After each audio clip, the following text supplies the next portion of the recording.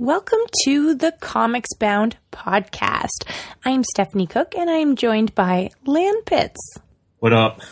And this is our very first episode. It's very exciting business. Premiere debut. Yeah, I'm clearly much more lively about it. I'm like, all of these things are happening. Lan is like cool, level-headed. Yeah. I don't know. I mean, I've been thinking about this we've been thinking about this for a while. So yeah. I don't know. I actually had a whole day to prep while you were, day jobbing. Working. Yeah, it's not as fun as being in pajamas at home. I assume you're in pajamas. I don't want to assume, but absolutely. Star Wars, Target pants, and shirt. Yeah, that's pretty much how I roll today. I'm full of jealous. I had to wear pants. I mean, technically I didn't have to wear pants. I could have wore other options. But, something clothed that wasn't pajamas. Pants? Do you mean leg prisons? Yeah, basically. The worst. So, I feel like the Comicsbound podcast at least sort of partially describes what it is we're doing. But we're going to be a comic book podcast. We are a comic book podcast as of this very first episode. We're going to be discussing cool, geeky things pertaining to comics and the world around it, and just having a lot of fun with it, discussing comics, talking to creators, and hoping to kick off some really cool roundtables and panel sort of discussions, but in podcast form. The only form. Yeah. Am I missing anything cool that we're planning on doing? I feel like we haven't gotten this far in our discussion process. Maybe? I don't know. It's going to be good, though. You should definitely 100% be tuning in. Let's see. What else is there to say? I mean, I think this is the part where we introduce ourselves and for the uninitiated of who we are and what we do. That'd be a good idea. We're throwing me to the wolves, I suppose, according to your notes. Absolutely. Yes. You're the cutest. So I'm Stephanie Cooke. I was on the Talking Comics podcast for pretty close to 4 years. I hosted the Misfits podcast. What is the Misfits podcast? I don't know if I know that one. The Misfits is pop culture, but from the perspective of a group of ladies that are just like into geekdom in a variety of different ways. Like, for instance, I worked in comics and freelanced and did all that sort of stuff. So I kind of had, behind the scenes look at things. Mara, she was getting her PhD, and her main focus was comics. So her thesis was on the effect of comics on like kids in school, like whether or not they could absorb things like Shakespeare better if it was in comic book form versus like just reading the screenplay and seeing if they could digest that better. And she did a ton of studies and really cool things with that. So she has a really intellectual approach to everything that we talked about. And Melissa is a big geek as well, but she's also a mom. So she has this look at things that we don't. And she brings her own really cool views, as well as the views of what it's like to be a geek mom and trying to raise a kid who's still in the toddler phase and introduce him to the things that her and her husband love without being like, you must be a geek. Like, how do you, subtly shove that down their throats? So we've been doing that for a couple of years. And Comicsbound is being hosted over on my new website, Rogue's Portal, where the Misfits will also be henceforth. So, yeah, you can find all of those things there at roguesportal.com. Nice. Yeah. Tying it all together. And you are... I guess this is when I take the hot tag inside. So, my name's Lan Pitts. I'm a contributor to Newsarama.com and comicbook.com. And it's sort of weird because I get interviewed a lot, or I was recently on Pat Loika's last remaining podcast, Loika Mania, and he was sort of confused at the situation. And since I freelance, I don't have an exclusive contract. I can go for both. And there was some air of confusion of who I actually work for, and the answer is both. There's no rivalry or competition for anything of the sort. It's just going back and forth and whatever I can work for. I've been doing that for yourself. I know, for myself, exactly. I have been doing this since about 2000. It'll be June 2008 when I started working for Newsarama. And I've only been working for Comic Book for about a year, but it's been easily the, I guess, part of my life that has helped find me and define me as a person, because I'm not actually journalist or English major or anything of the sort for writing wise. I actually am a theater major. And after moving to California for about a year and a half and realizing it's really cutthroat out there, I decided to get in contact with some friends of mine who work for Newsarama, and just through sitting in samples and anything of the sort like that, they just offered me a job. That's awesome. So it can be. Yeah, I do travel, and I currently run the WWE subpage on comicbook.com. So I like the wrestles. I'm a big wrestling fan. So that's basically me. I have a cat farm, essentially. One of them is sleeping next to me right now. And that's it. Like, I like my job. That's why we get along, because we're cat people. We are cat people. Oh. I mean, not finally, literally. My time has come. But, you know. My cat has abandoned me. I don't know where she is. I'm sure she'll appear at some point in time. Yeah, we're pretty cool, I think, objectively. You know? No bias. Complete bias aside, yeah, we're pretty rad. Not to toot our own horns. And you're also taller than I expected you would be. I get give that a little a lot. Backstory. We've only met once. Being tall? Oh, to us meeting. I was like, to being tall, I mean, I was born, I grew up. No, well, yes, but I mean, I guess your height just caught me off guard. That is honestly something that I hear, like that's the first thing that pretty much everybody says to me when they meet me. They're like, wow, you're so much taller than I thought you'd be. Well, yeah, I mean, you're not like 6'1,000, no. But you are, you. My dad is 6'6", and my mom's 5'4", so I'm like right in the middle of both of them. Right. Yeah. That makes sense. Yeah. That makes sense. I haven't hit like the 6 foot mark, but I'm still pretty tall for a lady. Yeah. Yeah. And I'm trying to just think how we actually met, just through, I guess, various friends online and stuff like that. And then we got to talking, and and Stephanie here was trying to get a podcast in the works, and I was like, well, I have a little free time. Let's do this. And what is it? I guess like a month later, we finally have something in the works. I know. We've been plotting things, and then I'm like, when do we start this? When do we do this? And you're like, and this was like on Thursday, and you're like, Tuesday? And I'm like, oh, that's really soon. Okay, yeah, cool, let's do this. Well, it's just the rest of the week. I have Passover on Friday, and the weekend I'm going to be in D.C. Monday I have dinner with Tom King, and we have to talk about secrets. Secrets. So I love secrets. I love secrets. So this whole week was sort of like, I could do it literally just today. Yeah. No, it's good though. Tuesday is like my podcast day usually, so it really works out. I think it's a good podcast day. Yeah.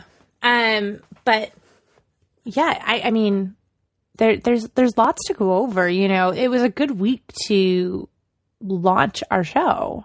Crazy week, especially crazy today. Yeah. And before we get into like the stuff for today, you know, like last week there was a whole buttload of stuff too. And the week kicked off really with the first Doctor Strange trailer. Mm-hmm. And, you know, people had kind of been like, well, this movie's coming out like later this year and we still haven't even had like really a teaser. Well, and that's how they did with Guardians. That's how they did with Guardians, and that's how they did with, no, I shouldn't say Man of Steel because Man of Steel had like a trailer a year beforehand. But Guardians is exactly the same way. Guardians came out, but they had a teaser, I think, like a long time before. Like we didn't even get anything for Doctor Strange until like last week. Right. And the movie comes out in 7 months. Yeah. So there's still time to get things going along. I'm pretty stoked for it. Like obviously Benedict Cumberbatch, who is pretty much playing everybody and everything. Next up, Wonder Woman. Right. Yes. He's tackling that role. I just think he's wasted as Doctor Strange. I'm sure he'll do a great job. I personally was voting for Oscar Isaacs, who obviously went to Star Wars instead. But I think Benedict would have been a really good dream in the Sandman franchise. I think has that otherworldliness. Plus, he looks like an alien. Let's be frank here. That's really true. I'm trying to like Google on my phone. I sound so old when I say that. I'm trying to Google things on the internet. Right. I was really, really hoping for Oded Fehr. Yes, also. I mean, because then he could be Dr. Fate and Doctor Strange. He just looks like Doctor Strange. Like, he doesn't need to do anything. He already looks like Doctor Strange. Like, he's got the eyebrows, he's got the hair, he's got the facial hair. He's just got like Doctor Strange hair. He would have been perfect. That was like in my heart of hearts who I really wanted to play this role. But I mean, and Benedict Cumberbatch has been in like everything, and I like him. But you know, I mean, there is that moment of oversaturation. Yeah, like he's not the only actor in the world. Where's Worthington these days? We haven't seen that guy in a hot second. What's he up to? I don't know, but he's not in this, that's for sure. What did you think of the trailer, like, after watching it for the first time? It literally... so I saw it the day before the big release, and it was one of those things that was really hard to describe because it really is something we've never seen before in a Marvel movie. It's part... I was going to say, I'm glad you added the Marvel movie, because I was kind of like, I feel like a lot of it I've seen in Inception. Oh, well, we do have the world building it because it's him going through other realities. Mm-hmm. It looks like a martial arts movie, and we haven't seen that in a Marvel, part of the MCU yet. We haven't seen this sort of... We've seen Thor's version of magic, and we've seen how the Asgardians work their powers and everything like that, but we haven't seen something like mystical mysticism and stuff like that yet. So it's definitely a different feel. I'm kind of glad they kept him American. It's inconsequential, but he does an American accent pretty okay, and I think his own voice would have been too intimidating for Stephen Strange, I think. Yeah, he does have a very menacing kind of voice, I think. He does, and so him to scale that back was really just a well-chosen idea. Yeah, like I'm thinking of like Smaug. Right, Smaug. So, but we still don't know anything about the movie itself. We see a little bit of Mads Mikkelsen, we see a little bit of Tilda Swinton as the Ancient One, we see a little bit of him going through his physical rehabilitation. So we get the story elements, we get the story beats, but we don't really see the big picture of it all. And I think that was the idea, and that's what makes a really good teaser. I think teasers/trailers these days give you the whole movie and nothing really to look forward to. And I think Doctor Strange captured what I want to see personally in a movie trailer. Mm-hmm. Yeah, like it doesn't give too much away. Like I don't feel like the movie has been laid out for me. Like I feel like a lot of trailers right now, it gets discussed a lot online, but they spoil so much of the film for you. And it was really refreshing to watch a trailer that didn't hold my hand through the whole thing and make me feel like I didn't need to see that movie anymore. Like, oh, okay, well, I know what's going to happen. I'm going to just not spend $20 at the theater. Where would you spend $20? I like seeing the fancy movies. I like seeing them in VIP. I don't like sitting with peasants. I like the leather reclining chairs where they bring me booze. And oh, my. Yeah, I'm real fancy. I mean, it's actually not even $20. I'm just being ridiculous, but... Oh, that's fine. Jesus Christ. Yeah, I mean, I know Canada's dollar to American, but...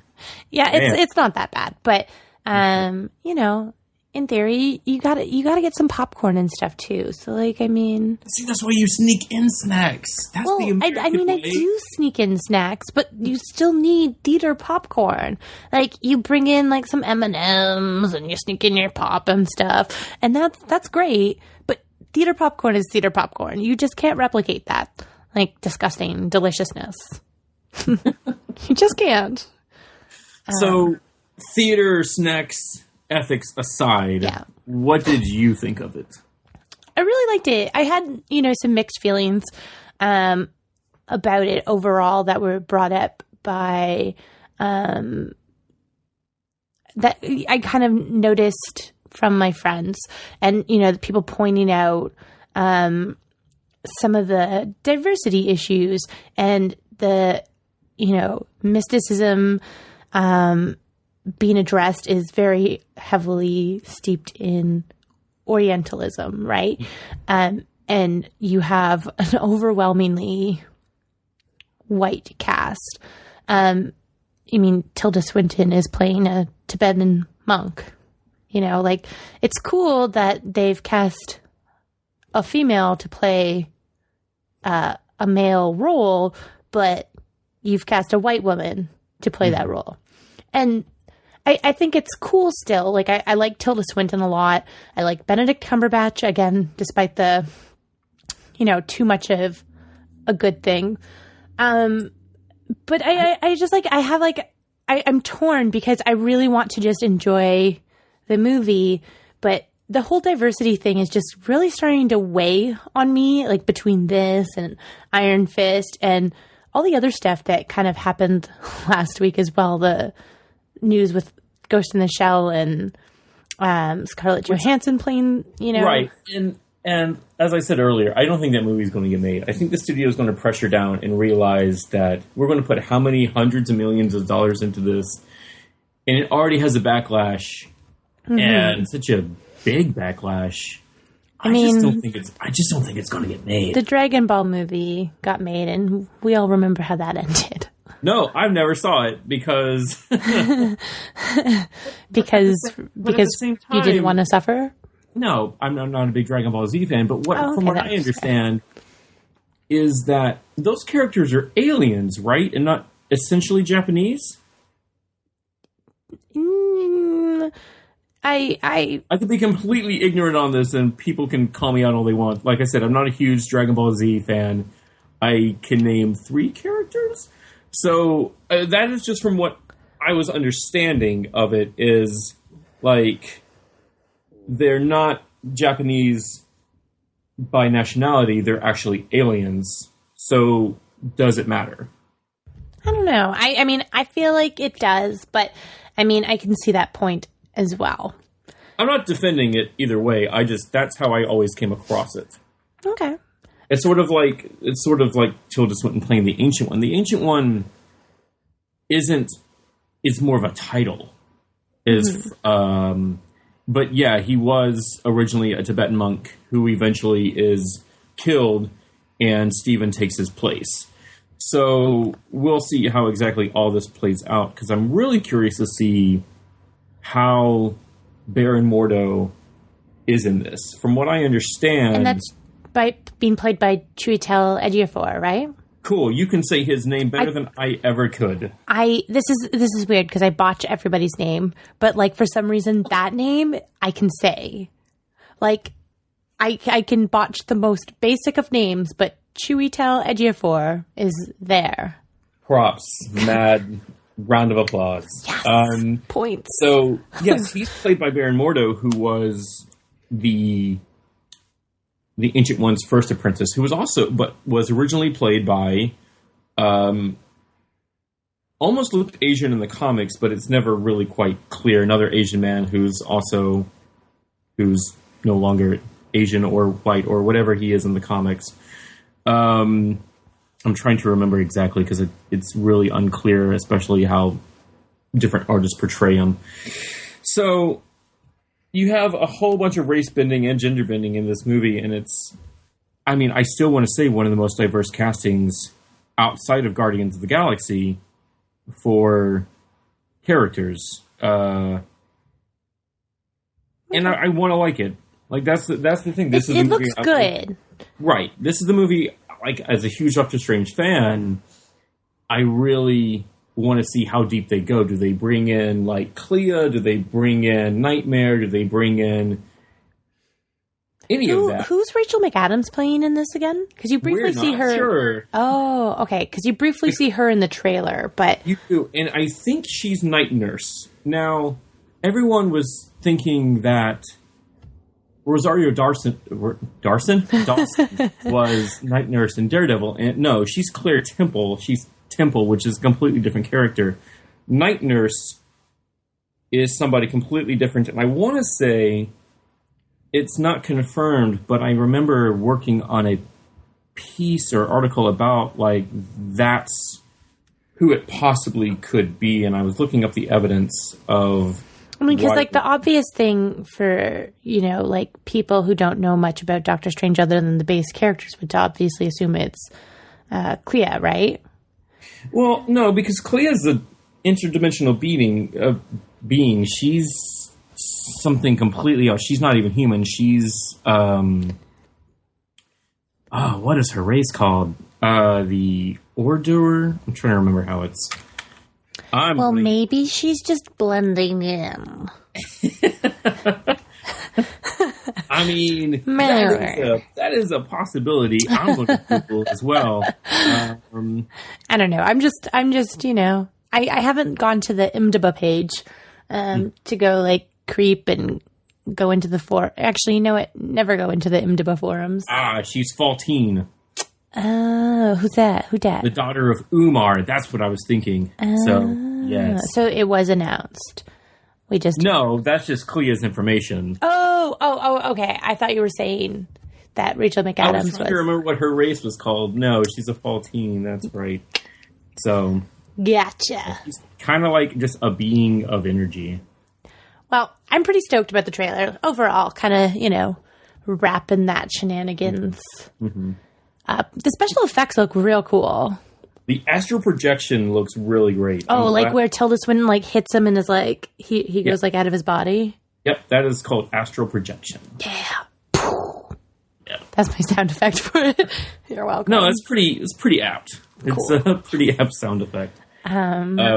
So, yeah, we had another big movie thing, I guess, today with the first look at Elizabeth Banks' Rita Repulsa costume. Yeah. For Lionsgate's Power Rangers movie next year. I wasn't allowed to watch Power Rangers as a kid. I asked why. My parents thought it was too violent, and they wouldn't let me watch it because they thought I would turn out violent and terrible. I only turned out terrible. They weirdly wouldn't let me watch Power Rangers, but they enrolled me in hockey. Anyways, but well, yeah, you're Canadian. That's like your bloodline. It's true, but I still played Power Rangers in the playground with my friends and all that stuff. I just had no idea what any of it was, really. So my interest in Power Rangers is at a playground level, literally. Like, that's it. Okay. That's all I know. So, I guess Rita 101. She's a space witch that gets imprisoned in a space dumpster. Ooh, space witch, space dumpster. Yeah. Sold. So she's intergalactic Oscar the Grouch. Essentially, yeah. She gets imprisoned in the space dumpster along with her minions for 10,000 years.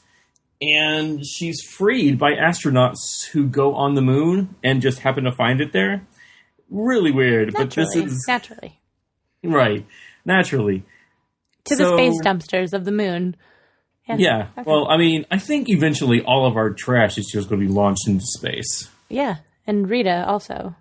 It's space trash. To be found. Okay, cool. So, I'm with you. So, yeah, and her look is completely different. I wrote a op-ed about it earlier today, actually, about how I think she actually pilots the Dragon Zord, which is a big plot point in Power Rangers mythos. I was going to say, fill me in. I don't know what you're talking about. Okay. Let me fill you in, because I'm a perpetual 11-year-old, I guess. So Rita creates this her Dark Ranger, and grants her this weapon that's been sleeping in Angel Grove for God knows how long, called the Dragon Zord, and uses it to battle the Power Rangers. Not a sword, a Zord. Zord, yes, okay. Zord, because they are named after their inventor, Zordon of Eltar. That makes more sense than just calling a sword a Zord. Right. makes a little sense, but it's... Anyway, I mean, it's much since it's something nonsense. I'm sorry. I'm asking a lot of questions. Well, this is fine. I'm explaining it all day. Okay. So her armor, especially in the first picture, I kind of did like an over-analysis on the situation, because she's dirty, which means she obviously just came out of the dumpster. I'm thinking anyway. You're just assuming that people in dumpsters are dirty. I mean, unless you find like spare wet wipes just that haven't been used to their fullest extent, sure. My mistake for assuming that trash people aren't dirty. So you have the situation where her armor doesn't look anything like the Rita from the series. Was Rita from the series the one with the character with like horns and stuff? That's her hair. Okay, but we're on the same page, right? Like that's... We are on the same page, yes. Okay. I know who this sort of is. Yeah, her hair's... Dumpster witch. She looks like something out of Labyrinth or... Yep. Yeah, okay, carry on, as you were. Yeah. Her name was Bandora in the Japanese series. So, which I love, too. I love all the Super Sentai series. So... She looks like this dragon because she has the scales on her bracer. She has these long golden claws. She has these spikes coming out of her back that cover her neck. She just looks like some sort of snake or dragon or something. So I'm kind of assuming at some point they've kind of retconned a little bit here, and she pilots the Dragon Zord. That's just... She could also pilot Serpentera, which was this like planet-sized Zord that is like much later in the series, but either way, it would be really, really cool to see. So, yeah. Zord. Zord. Z-O-R-D. I like saying Zord. It's a fun word. It is a fun word. It's a fun word that doesn't make sense, but then again, it's Power Rangers, and I think it's silly to question that. Yeah. Okay. I like it. So, what did you think of the costume? I liked it because she looks like a space witch.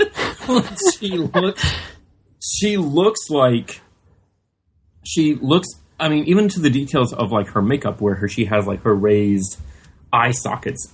She has her ornate kind of face mask going on. Like it's just simple details that just really look cool and could probably be an idea of how they're going to do the Ranger costumes and the rest of the aesthetics for the movie.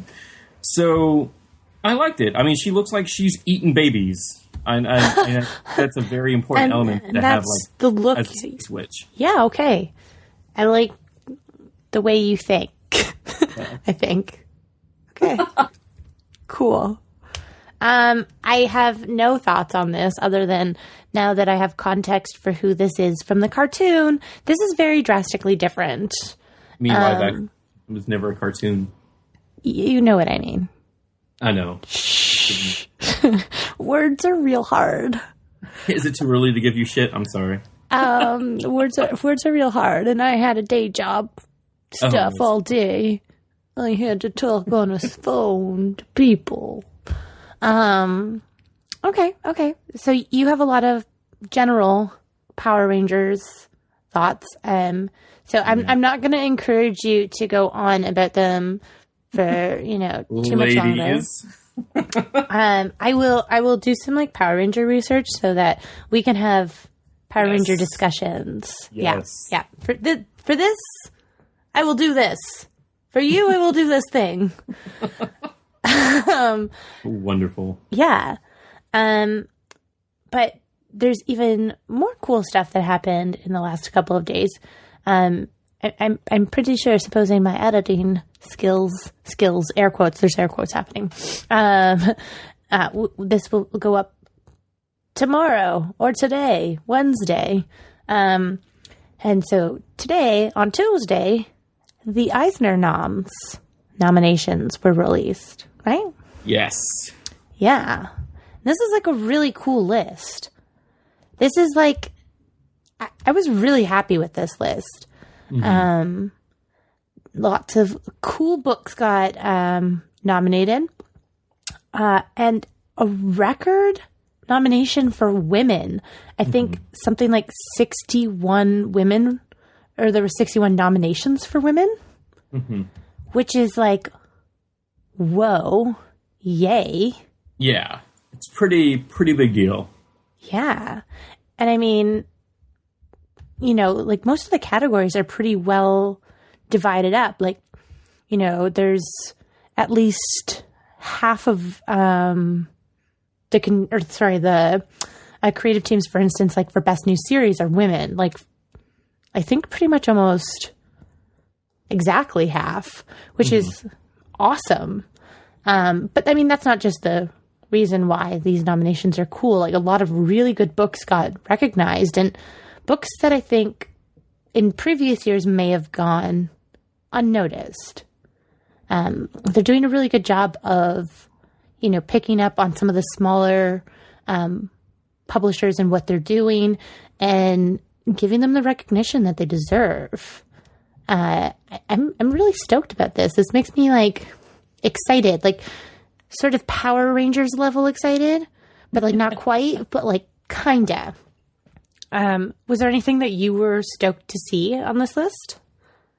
Stoked to see Lady Killer getting nominations. 4 nominations for Lady Killer. I've known Jamie and Joelle for years now, it seems, and just really good. Just really happy for that. I think. Oh my God, Joelle Jones's like art in that book is to die for, and Laura Allred's colors with her art. I want them to work together like all the time.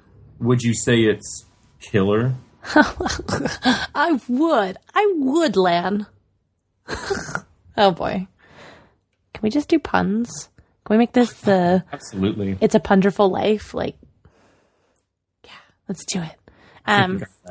The Spire, also nominated for Best Limited Series by Cy Spurrier and Jeff Stokely. Yeah.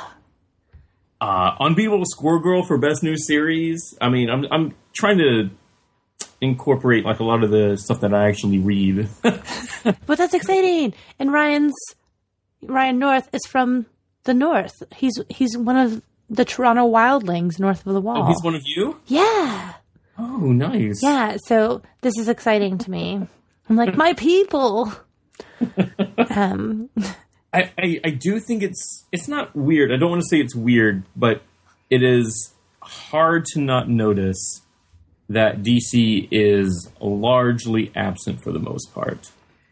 Fantagraphics led the entire nominations with 12, followed by Boom with 8, and then IDW with 7. Now, Marvel Silver Surfer received several nominations as well, including the Best Continuing Series, Best Single Issue. But Marvel was pretty neglected as well. Like Marvel was neglected. No, Marvel's lesser titles, the ones that are like kind of, like are they doing good? Are they not doing good? Like, those are the titles that people were like, well, critically, we love them. Right, and I feel like a lot of these, this was the year to be an independent darling. Like, that is the best way of putting this, because a lot of them I am not too familiar with. I did read 2 of the best single one-issue one-shots. I'm just basically shooting real quick what I actually have read that year. Silver Surfer, obviously Southern Bastards, one of my favorite series right now by Jason Aaron and Jason Latour over at Image. Especially that book speaks a lot to me. Bandette, which is a digital comic, getting Best Continuing Series. Yes, Bandette is like easily one of the most delightful books. I mean, I don't want to say on the shelves because that's not accurate, but it's, if you want to bring up those air quotes, you can do. Yeah, again. They're metaphorical shelves. Yeah, it is consistently just a joy to read. I feel like I'm like Vanna White or something. Like, it's just a joy. It's a joy. It's a delight. It's a delight. But it is. It's so good. They being Paul Tobin and Colleen Coover, they do such a good job with it. It's so fun to read, and it's like it tackles serious-ish things, but it's still just really silly at the heart of it. Love it. Yeah. And I love the collected editions with all the little backup stories. Yeah. Ugh. I mean, see, you could own it on your shelf if you wanted to. You could. You really could. Did you read Giant Days? I have not. I don't even know what that is. Okay. And I feel horrible. I read it for the end of the year when we were kind of discussing the best of 2015. So I was, I don't want to say bullied, but like strongly encouraged to read Giant Days. And I'd read the first issue and I liked it, but it was one of those books that I felt like read better in like trade. So I just waited and I picked it up, and it's sort of this coming of age story for these girls in college. And they're all very, very different. And they find each other, they're roommates, and they have to sort of be each other's lookout. They have to help each other and be their support to kind of get through school and their time living on their own. And I feel like I'm making it sound very boring. But it's so funny. It's hilarious. It's incredibly well drawn. And the writing is just punchy. And again, to keep, using the same word over again, delightful. It's really, really delightful. And I don't want to say that I'm surprised that I saw it on this list, but I sort of am in a way. Like, I just didn't think it would get the recognition. Mm-hmm. But it's fantastic. I think you'd like it. Okay. Yeah. It's the second volume is out today, actually. Who does it? Image, right? Boom. Boom? Yeah. Then I'm sure it is in my comps somewhere. I'm looking at my pile of DC comps right now, and it's just... disgusting. It's mocking me at this point. Yeah. I remember those days. I'm just like... I've hidden everything that I am neglecting so that I don't feel so guilty about it. Yeah, just when I sober up from all the booze, then I'm like, oh god, the guilt. Lots of other cool things though. I don't want to like start our inaugural podcast with ragging on comics, but I'm actually really surprised that Invincible got nominated. Like, I haven't thought that comic was good since, like, issue, like, in the 60s. It goes back and forth. Okay, so I have this sort of weird relationship with Invincible as well, because I think it's Kirkman's best work. Walking Dead does nothing for me, and I think this is Kirkman telling his Superman as Spider-Man story. And Invincible is just, there's so much... That's a weird sell. That's how I've always talked about Invincible, though. It's Superman living the life of Spider-Man. Okay.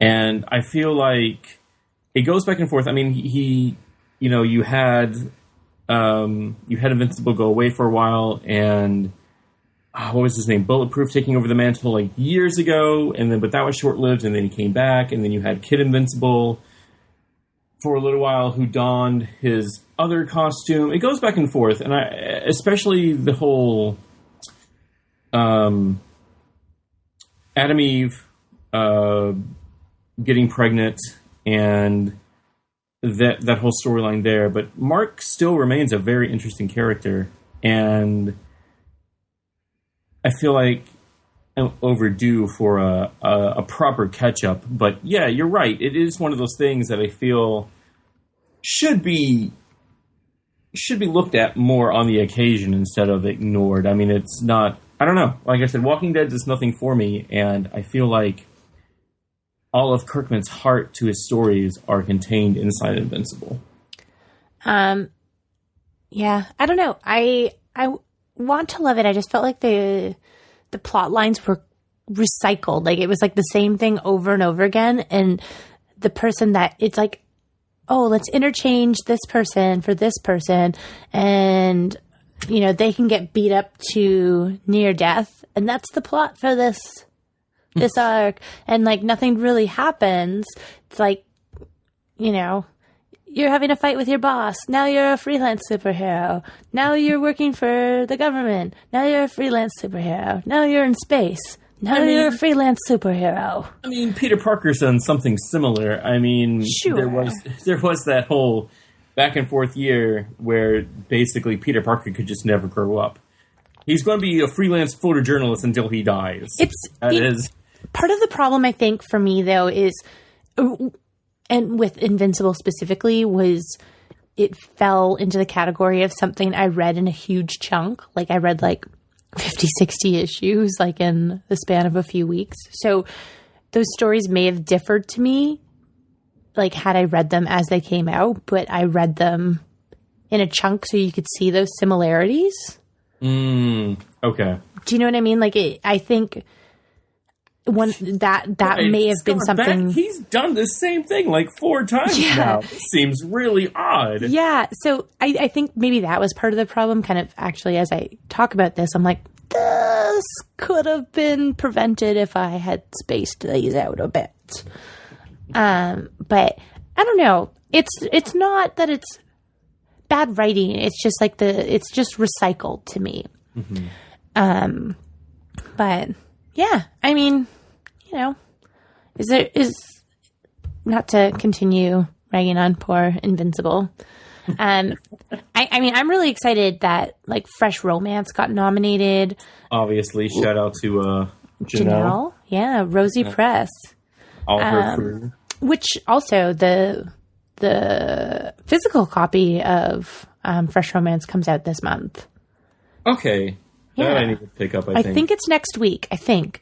But yeah, so if anyone hasn't read it digitally on Comixology, you should definitely pick up the physical version of it, which will hopefully be in stores everywhere. I'm also really stoked that, let's see, what else got nominated here? Oh, I was interested that Kaiju Max got nominated too. Yep. That's crazy, especially in Best New Series. I did not think that was going to happen. That's crazy cool. And Monstrous by Marjorie Liu. There were obvious, we're not going to get into specifics, but there were obvious some big eyebrows raised on a few things, but to see things like Monstrous, Kaiju Max, Squirrel Girl, Bitch Planet, which I think was already nominated at one point. No, this was the first year, I think, and Paper Girls, which is a new thing as well, to see that sort of thing. I mean, just looking at that row of nominees, there's nothing like the previous one in the list of categories. If you go down the list, nothing is like the thing before it. There's so many really cool things with this year. I love that Federico Bertolucci got nominated for Best Painter Multimedia Artist. He did 2 books with Magnetic Press, Love the Tiger and Love the Fox, which were like 2 of my favorite books last year. And they have literally no words in them at all. And he tells this incredible story of these, a tiger and a fox in separate books and their struggle for survival in various environments. And it is some of the best art you will ever see in a book. And the fact that they tell this incredibly emotional story of these animals with just these images is you need to check it out if you haven't. Okay. There's a 3rd book coming out. It's going to be the Love series with these animals is a 3-book series. So there's one coming out in a few months, I believe. I just got a press release for it. And I, of course, don't have it on hand because I did not anticipate talking about this. But it's really, really cool. Yeah. Yep. Lots of cool colorists. The ladies totally outnumber the dudes for best colorists. Mm-hmm. Yeah. Really cool things. Jordy, obviously. If you're not nominating for nominating Jordy, who are you? She does everything. And then Laura. She does everything, yeah. I mean, Laura Allred is just all over the place, Lady Killer, and then obviously Mike's projects, Silver Surfer, Art Ops. So freaking good. I don't. Do you want to? Is there anything else you want to discuss for the Eisners? I feel like we've rambled quite a bit. I don't think we've rambled. I think we've covered it's an eclectic year, and I mean, there's going to be some non-surprises and a lot of other surprises. Again, Dave Stewart getting nominated for Best Colorist, not a surprise. However, Nathan Hale or Ed Piskor getting Hip Hop Family Tree up, and Marjorie Liu getting Monstrous, Best Writer nomination, G. Willow Wilson for Miss Marvel. So those are pretty solid. Well, I think it's pretty crazy to me that, Fiona Staples has won cover artist for the last couple of years and she's only done covers for Saga, and Saga isn't nominated here anywhere. Nope. Not the least bit. Brian K. Vaughan isn't nominated except for with Paper Girls. Mm-hmm. And again, Fiona Staples won Best Artist, Best Cover Artist, that sort of thing. And she isn't even nominated, which is kind of were you just sick of giving her awards? Well, it's the same situation with last year. You had Wicdiv getting a whole bunch of nominations. Best Cover Artist, Best Writer, Best Writer, Best Series, Best Colorist. So it really just differs. You don't have... The Best Cover Artist is a really good eclectic sort of combination. David Aja, Raphael, Amanda Connor getting nominated for her Harley Quinn covers. It's just... I have some mixed feelings on that. I love Amanda Connor. I mean... You don't like the Harley Quinn book? I don't know. I don't love it. But, that's me putting my own bias into this. And, I still do love her art. Yes. Her art is great. Then her nomination. Shut up. So, I guess in 2 weeks, we have the next big Marvel entry, Civil War. I don't know. When does it come out for Canada? I feel like it's the same as the U.S. Okay. North America release? I have no idea. Yeah, usually we don't typically get shafted on the release because, we're neighbors. It's usually something that we share. Mm-hmm. Every now and again we get something early, but yeah, it's May 6th here, I believe. Okay. No, that's the same. Okay. Okay. Yeah. But you got to see it, you jerk. So, I'm not a jerk. Well, I am saying that with prejudice.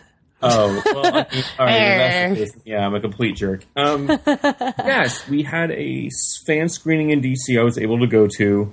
It sold out really quickly, but I pulled some levers and pulled the right buttons, pushed the right buttons, I guess, and able to see it. We did not have a stinger or anything that they don't release that until actual release, full release date. And I will say, as great as it is not great as Winter Soldier, but it is still a movie that sets the tone for what's to come now. Okay. Black Panther steals the show. Ant-Man steals the show. Spider-Man and Peter Parker have some really great moments. So it follows what I think is a really good mandate of what comes next. Do you get to see lots of... Oh, sorry. You finish. Eventually, we are going to have this rotating team of Avengers, and this is basically the first real part of that getting started. Because I'm really interested in Black Panther, his first appearance in the movie, and then also, I really like Emily Van Camp as Sharon Carter. Does she have like a pretty significant role in this, or is it sort of overshadowed by everything else kind of going on? Yeah, she has her moments, especially in the opening scene. Okay. Well, I guess not the cold open scene, but the opening scene of how the movie starts. She becomes very integral to Steve's life in this. So, but I won't say she has a one specific scene or anything of that sort, because they do have that just straight up just the airport fight, which I felt like it went by so quickly, but thinking about it, it probably went on for like 20 minutes. Okay. So, yeah, that's going to be pretty great. How they use Falcon is pretty great too. They do utilize him on land and air, and just, yeah, I'm trying not to give too much away because obviously, I don't want to yeah, I mean, we're gonna cover it on Comicsbound. Yeah, we're going to cover it. Yeah, we're going to review it. Trying to get all my initial thoughts out without talking about actual things. But who I feel wants like to talk Winter about Soldier things? Right. I feel like Winter Soldier was a stronger movie, but this is still on Pretty par solid with what you can expect. Okay. I like it. I'm pretty stoked. I feel like I'm Team Cap. You should be. Okay, good. As God intended, yes. Yeah. That's all I've got to say about this, having not seen the movie, and you have. But we will have more of a discussion once I've seen it. Are you going to see it again when it's in theaters? Yeah, I already got tickets with my friends. Okay.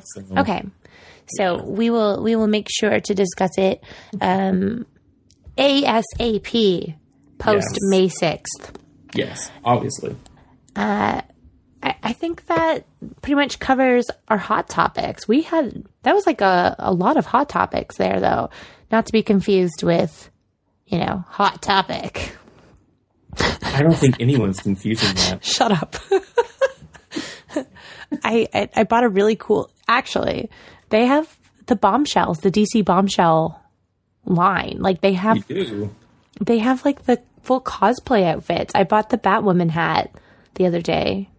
Look, I made it relevant. Yeah. How do you like them apples? Bombshells a ton of stuff, but I mean, I would that could to come, but still.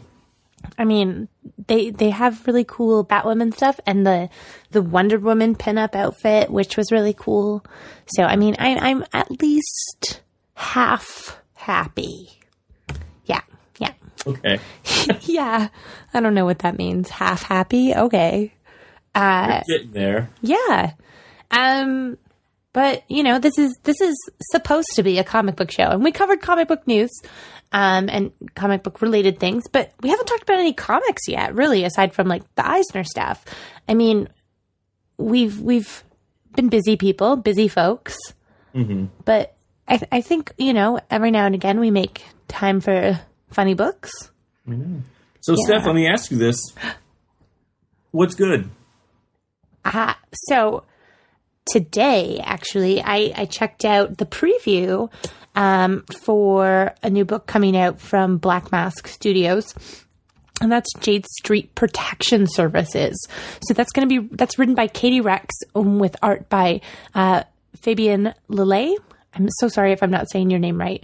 Again, I can say Juitel Ejiofor, but a name that's spelled Lelay. I'm like, how do I say this? Yeah. So go figure. So basically the whole premise that I can grasp from this, having read, again, just like a 8-page preview, is it's a group of girls that are going to school, and the school isn't your conventional school. It's not Hogwarts. It's like a magical girls' school. The girls are taught how to transform, how to make the most of their, their alter egos, I guess, transformed selves, magical girl forms, whatever you kind of want to call it. And they're learning how to fight and use their powers and use their weapons of choice.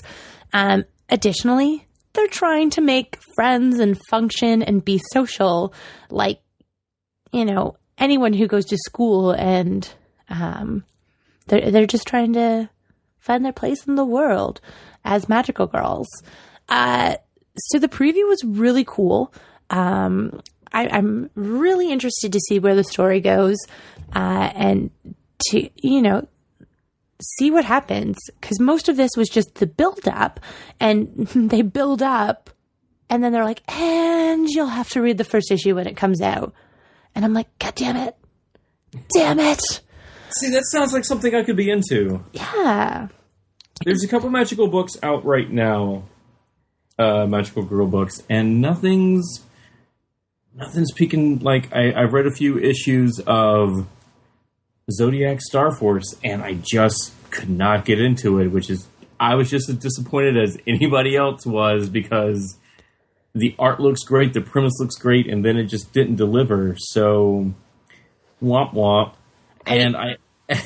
But so Jade Street Protection Services, when does it come out? That's a good question. It comes out at day o'clock. Yeah, that time. Are you excited? I guess I should set my calendar to that. So. I'm really awful. I'm looking at it right now. Let's see. Oh, look at here's a thing. Availability. May 6th. Is today May 6th? Nope. It's May 6th, but that's the day that Civil War comes out. It is. So we can boomerang back to that as well. Yeah. But you know, you can make sure that your shop orders it, or I suspect previews that ship may have sailed. But you can definitely keep an eye out for it. It was fun. I'm interested. I really want to check it out. You should check out Tomboy though, if you want like a cool magical girl story. I believe it's from Action Lab, possibly. But it's a really interesting spin on the magical girl story. And okay. I cannot, for the life of me, try to describe this book. You just need to go look it up. Do not ask me to describe this. Yeah. Okay? Noted. It's really good, I swear. I also managed to read the first volume of Paper Girls, which we briefly mentioned amongst the Eisner noms. So that's like Brian K. Vaughan, who's that? And Cliff Chang. Cliff Chang does the art, right? Yeah, I think so. I'm like sort of 50-50 on this. Did you read it? Matt Wilson gave me all of the issues at once in January because I was behind, and he's like, he just didn't. He brought a whole bunch of this convention and basically just didn't want to like. I feel like we actually met like for real in front of Matt Wilson's booth at Baltimore Comic-Con one year. Probably. I mean, it was at Baltimore. It was probably at Matt's table. I feel like or it was either Matt or maybe Tradmore and Justin. You know what? Justin I'm thinking it's Strad now. The more I think about it. Yeah. Yeah. But anyways, so long story short is you have the comics. You haven't read them though. That's your polite way of. That is my polite way of they're in the things I should be reading. And can only read things for work.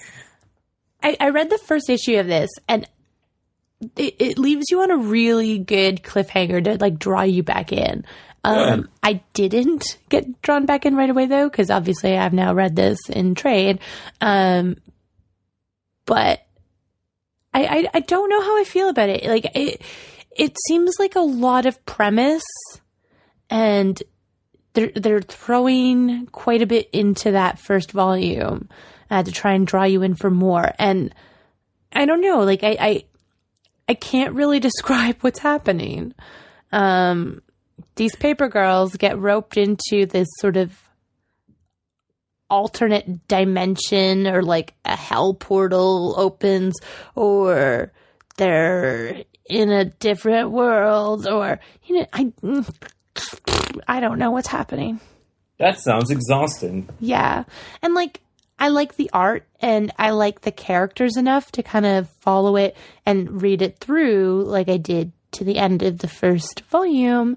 But like I don't know. I kind of just feel like too much was thrown at me. You know what I mean? Like I like Brian K. Vaughan. Obviously. I mean, Saga. Like, are you a crazy person? Pfft, everyone loves Saga. I mean, not everyone loves Saga, but a lot of people love Saga. I don't know. I'm not like 100% on the Paper Girls train. I don't know. That paper may not have made it to my stoop. That was really bad. Just shut up, everyone. No one asked you. I'm just going to host this podcast by myself and talk to myself. Are you okay with that? I don't really have a choice. So. Yeah, I don't know. We're professionals. We are. We do this for a living. You know, mostly. You more than me right now. I was like, I'm just gonna have a day job. I'm rambling more than normal, so I'm gonna be like, wow, Lan, what did you read? What's a thing that you read? Oh, that's okay, because like, here's the deal: it's audio. You can edit the shit out of it if you want to. I mean, if you want, I know. I probably won't. 100% honest. So I have in my hands two things that really caught me this week that come out tomorrow.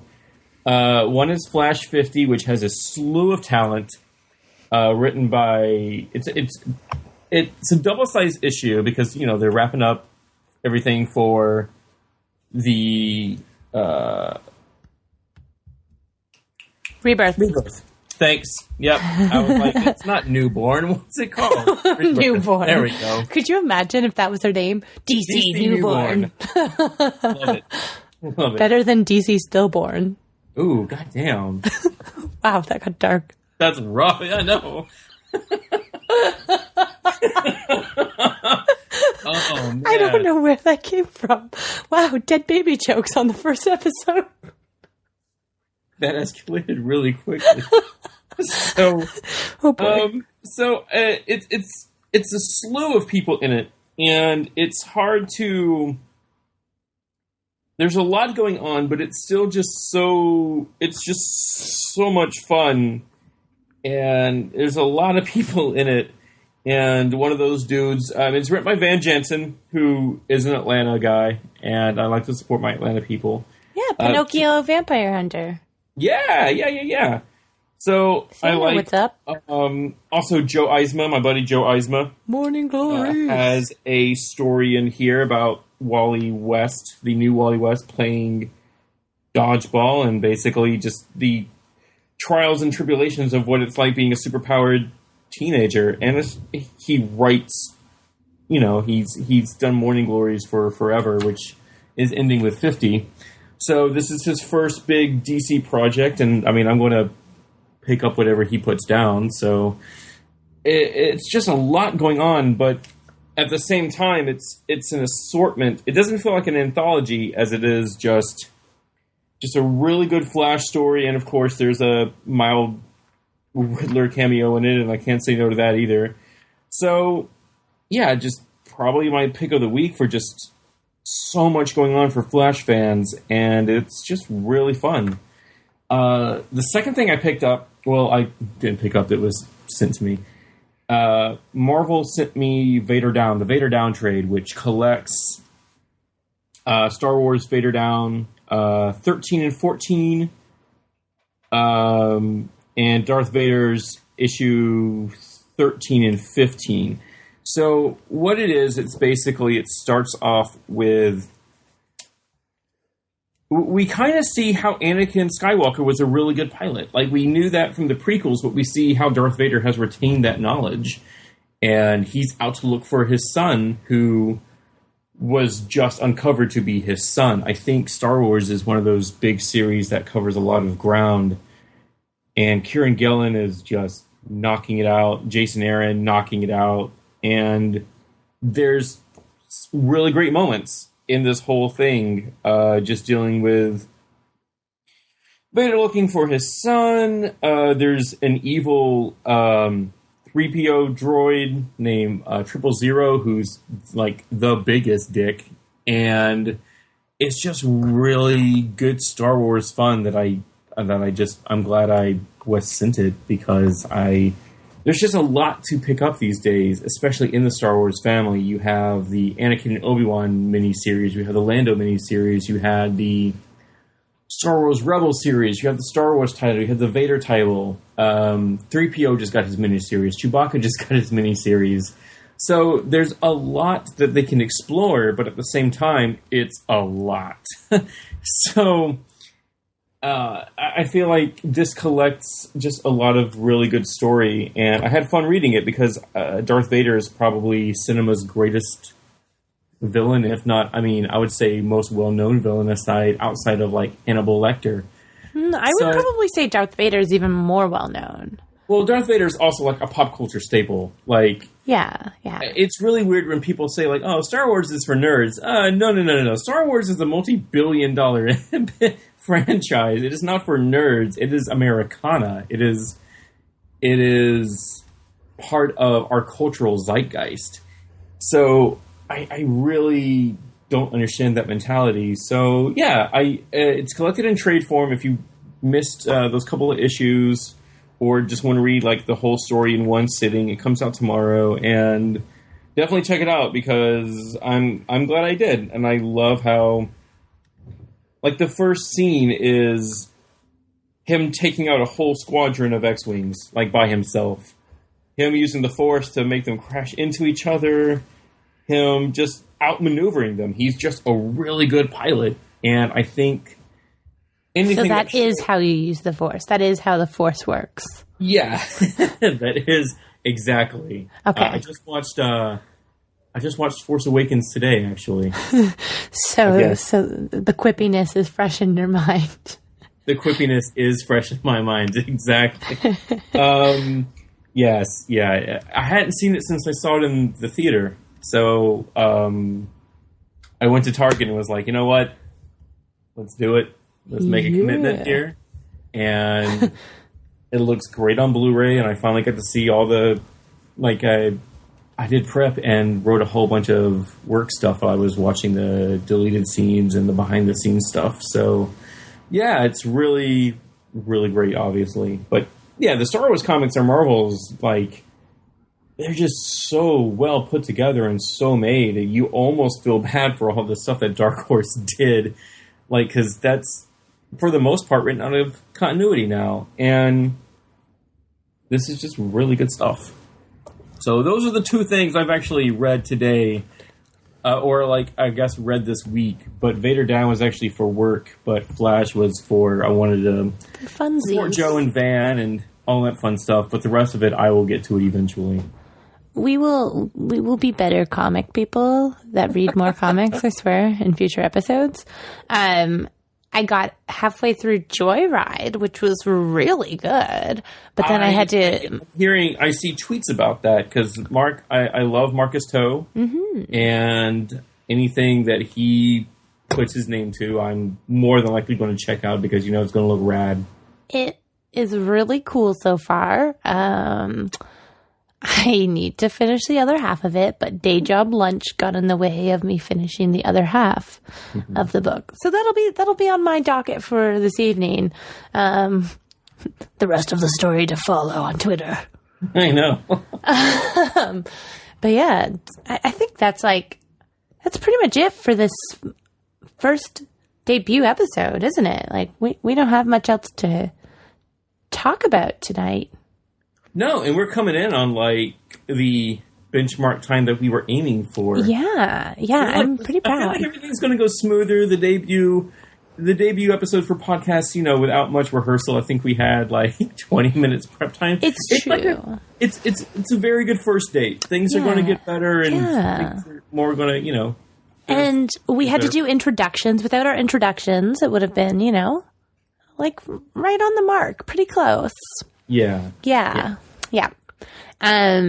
So that leads me to my next point where, again, I am working on being a much fancier editor of the podcasty things. But forgive us, you know, for the first little while we work out the kinks of, you know, having a new show, recording over Skype, and just trying to figure out, you know, our show. We promise that we will be organized-ish. Yeah, we will have some organized-ish thoughts on things. But yeah, if you like the general idea of what we're talking about, and, you know, maybe us, I think we're pretty all right. You know, objectively, make sure you're tuning in and supporting us. Do us a huge favor and subscribe, review, share, tell your friends about us, and make sure that you tune in. We are technically on, like, Twitters, but... Where can they find you, Stephanie? Where can they find you? They can find me on the Twitters. That's where I always am. I'm at Hello Cookie, and you are on Twitters as well. I am Pitts _off. That's Pitts off. Because your last name. I know. Huh? I thought it was clever. It is clever. It's very clever. Both of our Twitter names play on our last names. Except yours is more clever than mine, I think. Yeah.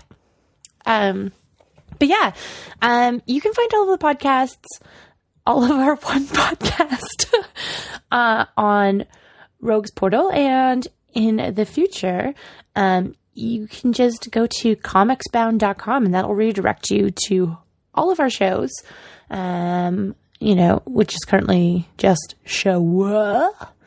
But, you know, we're going to be doing this weekly. We have really cool, you know, special edition episodes coming up that we have been planning out, and all kinds of other cool things. We got some cool guests coming up. Yeah.